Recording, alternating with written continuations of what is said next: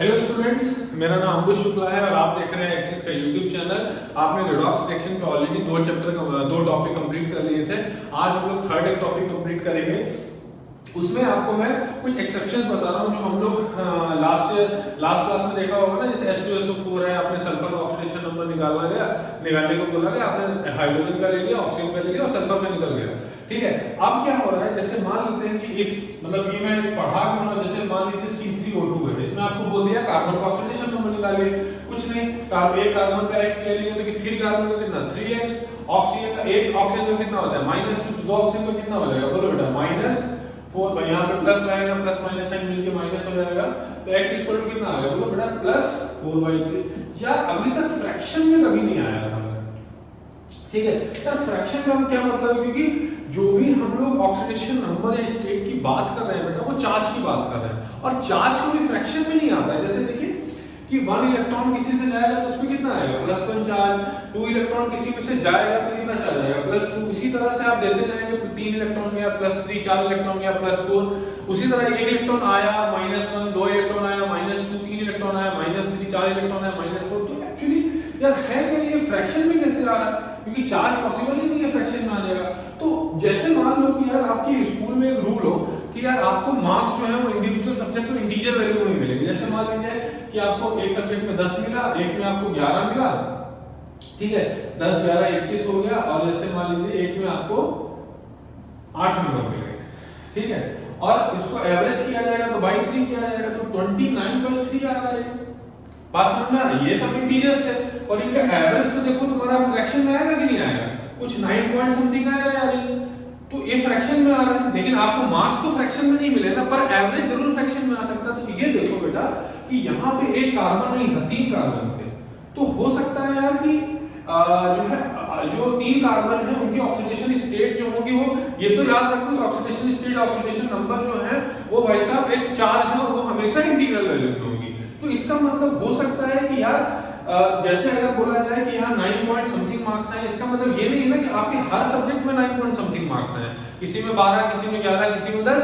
तो उसी तरह अगर यहाँ पे 4/3 आया है ऑक्सीडेशन नंबर, इसका ये मतलब तो नहीं कि हर कार्बन का ऑक्सीडेशन स्टेट +4/3 होगा, पॉसिबल ही नहीं, क्योंकि एक इंडिविजुअल एटम का जो ऑक्सीडेशन नंबर है वो चार्ज, इमेजिनरी चार्ज को शो करता है, उसके वो कभी फ्रैक्शन में हो ही नहीं सकता। तो हम लोगों को एक्चुअली कार्बन का रियल में जो ऑक्सीडेशन स्टेट निकालने के लिए बेटा इसकी स्ट्रक्चर को स्टडी करना पड़ेगा। और भी बहुत सारे एग्जांपल जैसे मैं आपको बताता हूं। देखिए जैसे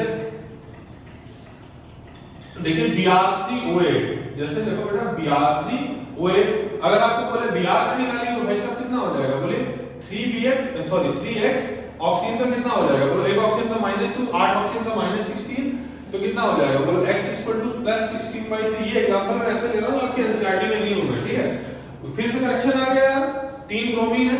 ठीक है, तो ऑब्वियसली कहीं ना कहीं गलत आ ही रहा है।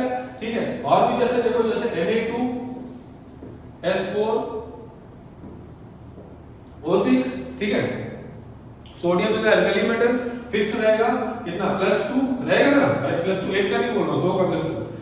सल्फर देखिए 4x हो जाएगा, ऑक्सीजन का कितना हो जाएगा, बोले -12 रहेगा, तो कितना सॉरी एक ऑक्सीजन का कितना रहेगा 6, तो 6 ऑक्सीजन का कितना हो जाएगा -12 इक्वल टू कितना 0, +2 -12 कितना -10, तो 4x उधर जाएगा तो कितना +10, x कितना आ गया भाई साहब 2.5 आ गया कि ना, फ्रैक्शन में फिर से आ गया। तो एक्चुअली यार यहाँ पे कार्बन, ब्रोमीन, सल्फर जो है उनकी ऑक्सीडेशन स्टेट फ्रैक्शन में आनी, जो कि पॉसिबल नहीं, थोड़ा भी स्ट्रक्चर में हमको घुसना पड़ेगा इसमें कि एक्चुअली हो क्या रहा है वहां। देखिए ठीक है, तो चलो हम लोग यहां से स्टार्ट करते हैं, C3O2 से स्टार्ट करते हैं। ठीक है, चलो इसका स्ट्रक्चर देखते हैं, हमको स्ट्रक्चर को स्टडी करना पड़ेगा। ठीक है, और कुछ स्ट्रक्चर आप देखिए और केमिकल बॉन्डिंग आप पढ़ेंगे तो और अच्छे से कर पाएंगे। ठीक है, अब एक बार देखिए, पढ़ने समझने की कोशिश कीजिए, 10th की नॉलेज का इस्तेमाल कीजिए। C3O8, ठीक है, कार्बन की वैलेंसी कितनी होती थी याद है, 4 तो इसका मतलब इसकी कंबाइनिंग कैपेसिटी कितनी है 4 की, तो वो अभी देखिए मैं क्यों बताया आपको।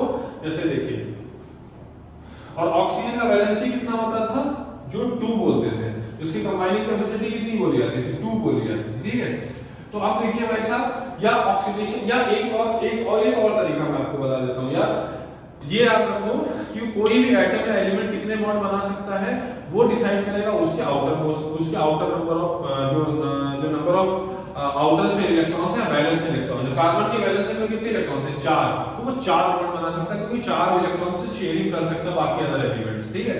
कल अगर ब्रोमीन के बारे में बात किया जाए तो कितने बॉन्ड बना सकता है? ऐसे ब्रोमीन या हैलोजन जो है 1 बॉन्ड बनाते हैं क्योंकि हैलोजन फैमिली 7 ग्रुप में आती है और उसकी वैलेंसी 1 रहती है, पर इसके आउटर मोस्ट शेल में कितने इलेक्ट्रॉन होते हैं? 7, तो ये 7 बॉन्ड भी कभी कोई बना सकता है, ठीक है। सल्फर हमारा 6 फैमिली का है, ऐसे इसकी वैलेंसी नॉर्मली 2 बोली जाती है, पर ये वैलेंसी को एक्सपेंड भी कर सकता है, बात समझ में आया? तो उसकी ये कितने बॉन्ड बना सकता है? टोटल 6 बॉन्ड भी बना सकता है। याद रखिएगा, अधिकतर 2 बनाएगा, कभी-कभी 6 भी बनाएगा क्योंकि इसकी हैसियत है 6 इलेक्ट्रॉन से 6 इलेक्ट्रॉन शेयर करने की। 6 इलेक्ट्रॉन शेयर करेगा तो 6 एलिमेंट से वो कंबाइन कर सकता है, या अलग-अलग या 6 बॉन्ड बना सकता है, आप इतना समझिए, ठीक है। Pr 7 ग्रुप का 7 बॉन्ड बना सकता है, सल्फर 6 बॉन्ड, इस तरह से कोशिश कीजिएगा समझने का। जैसे इसका C3O, कोई दिक्कत नहीं, कार्बन ये कार्बन है वैसे 4 बॉन्ड बनाया, कोई दिक्कत नहीं आपको, यहाँ 4 बॉन्ड बनाया, कोई दिक्कत नहीं। ऑक्सीजन 2 बॉन्ड बनाया, 2 बॉन्ड बनाया, जब बनाते ही ऑक्सीजन 2 बॉन्ड। अब देखिए एक एक बॉन्ड हम लोग तोड़ना स्टार्ट करते हैं। जैसे यहाँ डबल बॉन्ड तोड़ा, मैं डायरेक्ट बोल रहा हूँ, क्या बोलो बेटा? ऑक्सीजन की इलेक्ट्रोनेगेटिविटी कार्बन से ज्यादा है, दोनों शेयर्ड में इलेक्ट्रॉन्स हैं, जो सॉरी 4 शेयर्ड में इलेक्ट्रॉन ऑक्सीजन की तरफ शिफ्ट मारेंगे कि नहीं मारेंगे?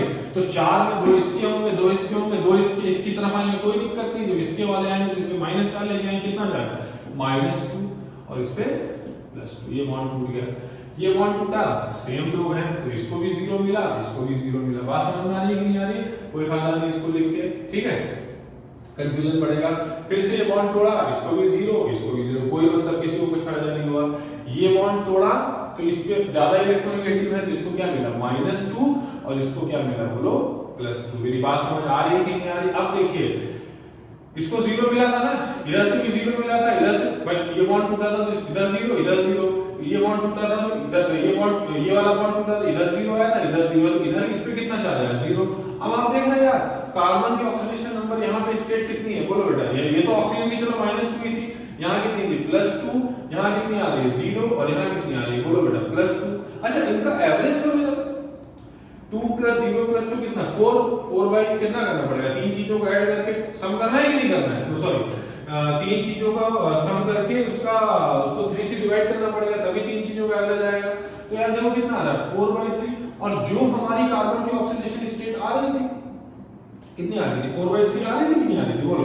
तो यार एक्चुअली क्या हो रहा है कि हम लोग देखो, अगर देखा जाए इंडिविजुअली इस कार्बन की +2 है, इस कार्बन की 0 है, इस कार्बन की +2, और एक काम करते हैं इसको स्टार बना देते हैं क्योंकि ये कार्बन की ऑक्सीजन स्टेट जो है वो बाकी कार्बन, दोनों जो कार्बन्स हैं उनसे अलग है, ठीक है।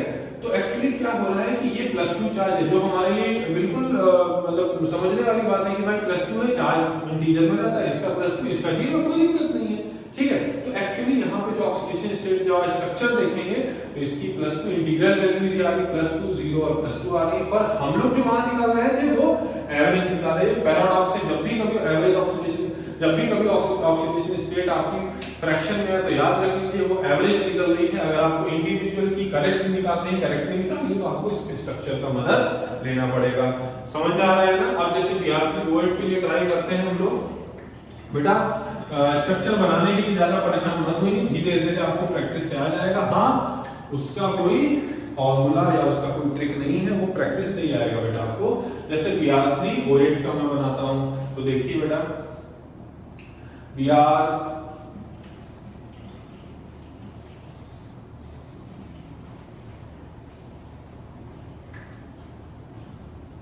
कितने बॉन्ड बना सकता है? 7 बॉन्ड। ऐसे बनाते एक बॉन्ड है और ये बनाने को 7 भी बना सकते हैं क्योंकि आउटर मोस्ट शेल में कितने इलेक्ट्रॉन है? 7, ठीक है। तो देखो ऐसे होता है,